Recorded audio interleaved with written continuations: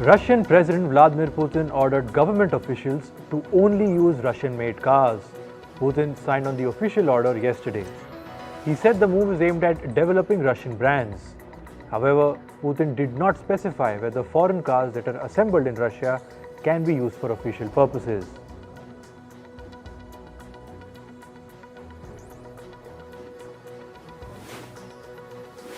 Meanwhile, Russia's defense minister Sergei Shoigu visited the front lines today. He met senior military officers and took stock of the battlefield. Shoigu was also shown tanks and weapons that were captured by Russian soldiers. He interacted with soldiers and thanked them for their successful operations.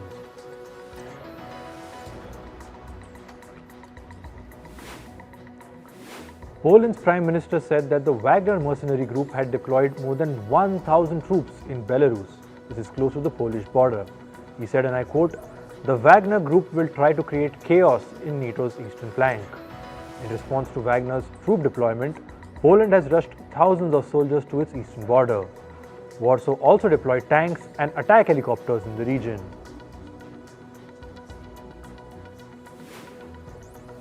Hundreds of supporters of Niger's military government took to the streets yesterday. Demonstrators marched against international sanctions. They pledged their support to Niger's General Abdourahmane Tiani. Meanwhile, the Economic Community of West African States group said they will use force if Niger's army does not reinstate President Mohamed Bazoum by Sunday. Meanwhile, Niger's army has revoked its military deals with France. This could severely impact the security situation of the region. France has stationed almost 1,500 troops in Niger to fight insurgency and terrorism. Now they will have to leave the West African nation. A report by the United Nations says 20 million Sudanese people are facing a food crisis due to the ongoing conflict. The research stated that at least 6 million people were facing a severe food emergency. The study estimates that the food crisis will lead to more displacement. The total number of displaced Sudanese people has already crossed 4 million. India's Prime Minister Narendra Modi has confirmed that he will attend the BRICS summit in South Africa. The Indian Prime Minister confirmed his attendance on a phone call with South Africa's President Cyril Ramaphosa. Meanwhile, Russian President Vladimir Putin will not be attending the summit. He will be represented by Russia's Foreign Minister Sergei Lavrov. The BRICS summit will be held in South Africa's Johannesburg from the 22nd to the 24th of August. The Supreme Court of India has revoked opposition leader Rahul Gandhi's suspension. Gandhi will now be allowed to return to the parliament. He has also become eligible to contest in the national elections next year. Rahul Gandhi had been suspended from the parliament after being convicted for making derogatory comments against people with the surname Modi. India's ruling party had taken Gandhi to court, alleging that his comments were aimed at Prime Minister Narendra Modi.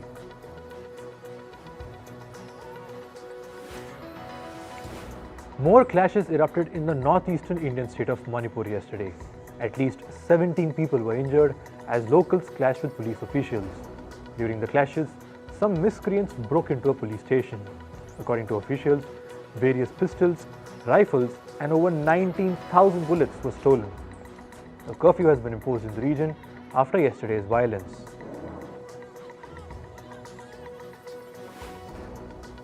Pope Francis attended the third day of the World Youth Day celebrations today. The Pope is currently on a visit to Portugal's capital, Lisbon. He even heard confessions from people at a special booth. He is also slated to meet children who were allegedly sexually abused by clergy. Earlier, the Pope said that the Church needed to listen to survivors. Israel's Supreme Court began hearings on a series of appeals against Prime Minister Benjamin Netanyahu's judicial overhaul law. The case is being heard by a 3-justice panel. The appeal calls for the reversal of some sections of the judicial overhaul law. In September, all 15 justices will convene to hear an appeal against the law's parts that restricts the powers of the Supreme Court. At least one person was killed in a stabbing attack in a neighborhood near South Korea's capital, Seoul. The incident has left at at least a dozen people wounded. Police officials have arrested the alleged attacker. Authorities are investigating the motive behind the attack. The stabbing comes just days after another stabbing left one person dead and 3 wounded in the South Korean capital. Former US President Donald Trump has pleaded not guilty in the 2020 election interference probe. Trump was summoned by a federal court in Washington, D.C. yesterday. After the courtroom session, Trump said, and I quote, "Today is a sad day for America." The former president faces 4 charges, including allegedly orchestrating a plot to overturn his 2020 election loss. The most serious charge carries a prison term of up to 20 years. 2 US Navy sailors were arrested on charges of sharing sensitive information with Chinese officials. This was on Thursday. According to US officials, the sailors provided photographs of classified military hardware, including guns and planes. Authorities said that the Navy personnel were paid $15,000 in exchange for the sensitive information. Moving to climate, Japan's Okinawa has begun cleaning up the damage left by Typhoon Kanu. The airport at Okinawa's capital, Naha, has also resumed operations. Kanu has left 2 people dead and injured at least 62 in the region. The storm is now slowly heading northwest in the East China Sea. Chinese authorities have launched massive rescue and relief efforts in response to rains induced by Typhoon Doksuri. North China's Hebei province relocated over 1.2 million people due to heavy rainfall over the past few days. In Zhuzhou city, firefighters continue to patrol the affected 8 neighborhoods. Meanwhile, China's Ministry of Water Resources has deployed 10 teams for flood response in various parts of the country. Footage shows landmarks in South Korea's capital Seoul appearing red hot when seen through a thermal camera. This is while parts of the country roast in temperatures over 38 degrees Celsius. Earlier this week, South Korea raised the heat warning level in its 4-tier system to the highest for the first time since 2019. The livelihoods of indigenous families living near Bolivia's Lake Titicaca are under threat. Drought threatens locals who make a living largely from subsistence farming. There is little food for livestock, and growing crops is also difficult. The usual floods in the lake have been absent for the last 3 years, which has led to lack of water in the region. At least 6 people were confirmed dead in a landslide in Georgia. Meanwhile, 35 are still missing. The landslide occurred in a popular holiday and mountaineering destination. A local geologist has said that a landslide of this scale had happened for the first time in the region.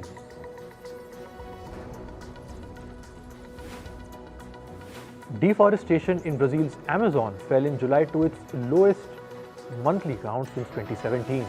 This is according to preliminary government figures. Satellite data from the Brazilian Space Research Agency indicated that 500 square kilometers of rainforest were cleared in the month of July. There is a 66% drop from the same period a year ago. However, experts say that there is still a lot to recover. Moving to business, according to reports, Chinese video platform TikTok is in early stage talks with regulators in Indonesia. This is to obtain a payments license in the country. The move could further the company's e-commerce ambitions in the Indonesian market.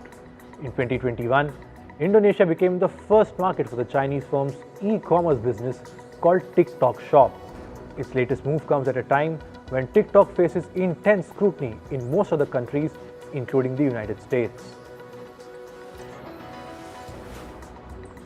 The markets regulator of the US state of Massachusetts has opened an investigation into some investment firms. They are probing how these firms used artificial intelligence in their interaction with investors. The regulators are concerned about the technology's potential unchecked use. Letters have been sent to several firms using or developing AI for their businesses. This includes financial firms like JP Morgan and Morgan Stanley.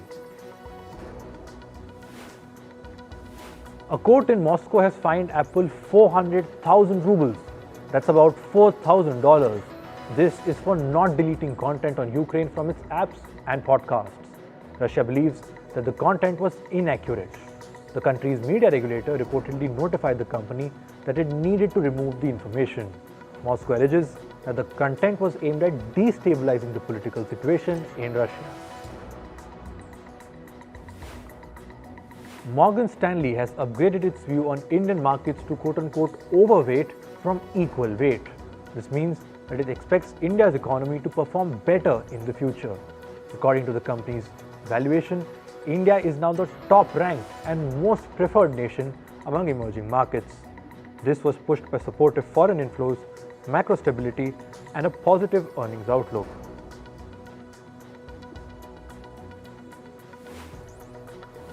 The Cuban central bank has issued new rules this week. It will ban state and private businesses from using ATMs and limit cash transactions between them. Cash transactions are limited to 5,000 pesos and will be implemented gradually over 6 months. The move comes as the country seeks to tame inflation and off-the-books business amid a grave economic crisis. Last year, the country's inflation stood at 39%, whereas in 2021, it was at 70%. Two private equity firms are reportedly in talks to team up to acquire sandwich maker Subway. These firms are TDR Capital and Sycamore Partners. Subway expects to fetch well over $9 billion in the deal. However, it is uncertain whether TDR and Sycamore can meet its price expectations. Reports said the sandwich chain may wrap up the sale process by the end of the month. Storage container maker Tupperware has finalized an agreement with its lenders. This is to restructure its debt obligations to turn around its business. The agreement will help the company reduce or reallocate about $150 million of loan interest and fees. The news sent the shares of the company soaring 57% in aftermarket trading on Thursday.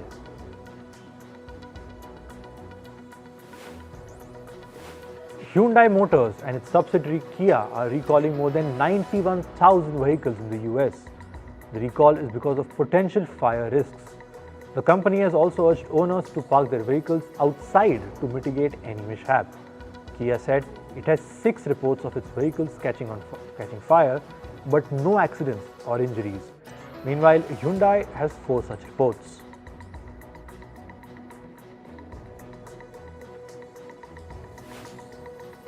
American automaker General Motors has criticized the demand of its auto workers' union. It said that the union's ambitious contract demands would hurt the company's ability to make sound business decisions. As per reports, the workers are demanding at least a 40% pay hike, including an initial 20% hike upon the ratification of the contract.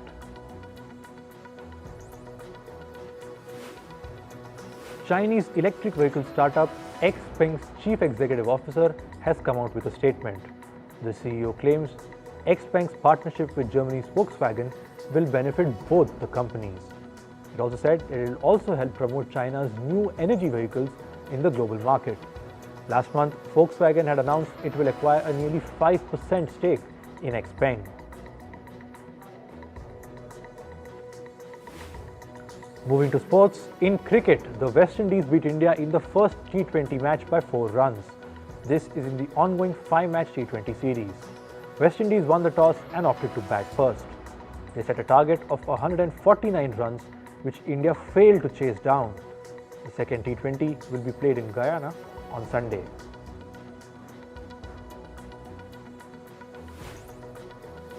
Tamim Iqbal has stepped down as Bangladesh's one-day international team captain. The 34-year-old will not play in the Asia Cup as he is recovering from a back injury. Iqbal had earlier announced his retirement in July but reversed his decision soon after. That was after Bangladeshi Prime Minister Sheikh Hasina requested him to continue playing. In the FIFA Women's Football World Cup, 2-time champions Germany were knocked out of the tournament.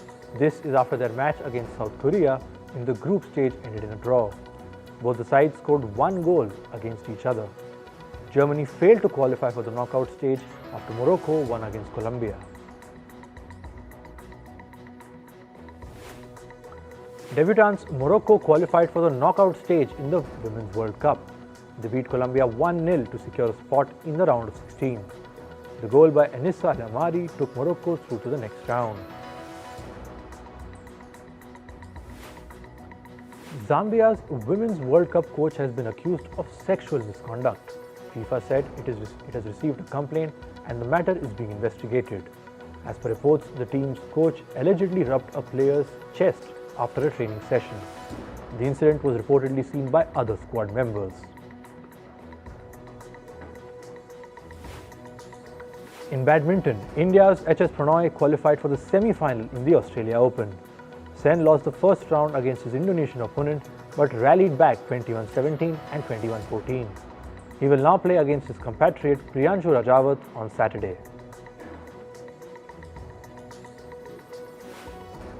India's Lakshya Sen retired from his match midway in the first round of the Australia Open.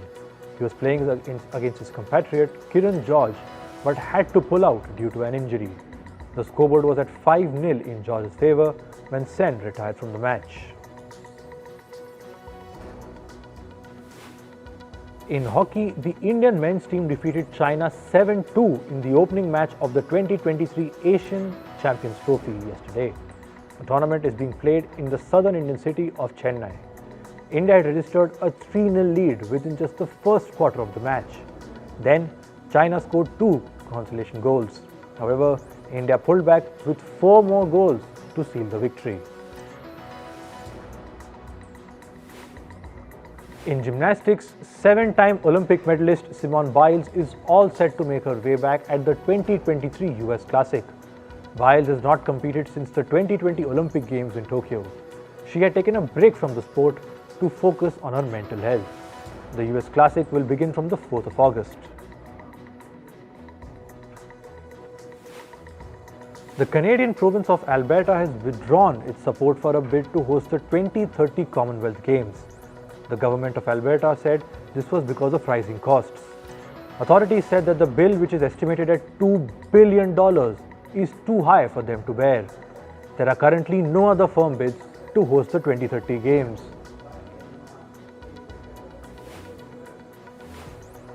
In the world of entertainment, executives from Warner Brothers Discovery claim that the ongoing Hollywood strike has saved the studio almost $100 million. This was just in the second fiscal quarter of this year. The studio's fiscal report said that they saved the most on wages and business expenses. However, executives of the studio say that the Hollywood strike was impacting the release of projects. Actor Jonathan Majors' domestic violence trial has been postponed to September. This was after the legal counsel raised concerns about lack of timely evidence submission by the prosecution. Majors is facing charges over allegedly assaulting his former girlfriend Grace Jabari.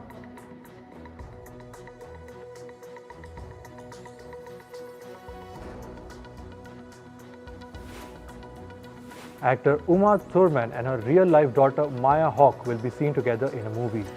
The mother-daughter duo will feature in a dark comedy thriller called The Kill Room. Even in the upcoming movie, Thurman and Hawke will play the role of mother and daughter. A trailer of the movie was released yesterday. The film has a scheduled release of September 28. Thurman is best known for her performances in blockbusters like Pulp Fiction and the Kill Bill series.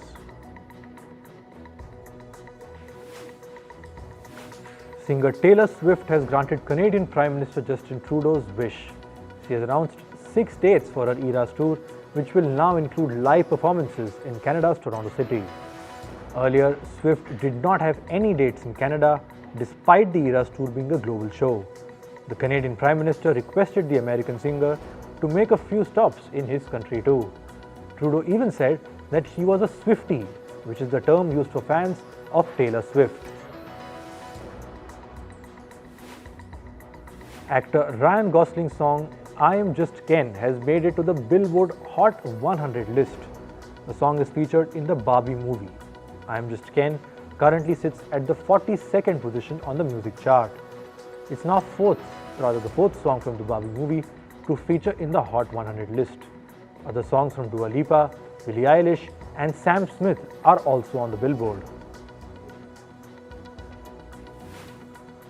Singer Lizzo has responded to the lawsuit brought on by 3 of her former backup dancers. In an Instagram post, Lizzo said, and I quote, "I am not the villain the media have portrayed me to be." The complaints against her include harassment and discrimination. Lizzo, meanwhile, is yet to respond to a separate incident where documentary maker Sofia Nahali accused her of creating a toxic workplace. A district court has cleared singer Cardi B from an investigation. She will not face criminal charges now. This is regarding a mic throwing incident at Cardi B's concert in Las Vegas. Last week, a concert goer threw a drink at the rapper in the middle of a performance. In response, Cardi B threw her mic, hitting a woman who was standing next to the drink thrower. Amazon founder and billionaire Jeff Bezos hosted a much-awaited engagement party with fiancée Lauren Sanchez. Bezos and Sanchez got engaged in a private ceremony in May. The couple hosted a public party on Bezos' $500 million super yacht yesterday. Microsoft founder Bill Gates also attended the engagement party. The celebration took place off the coast of Italy. Adidas has sold off its surplus stock of Yeezy shoes.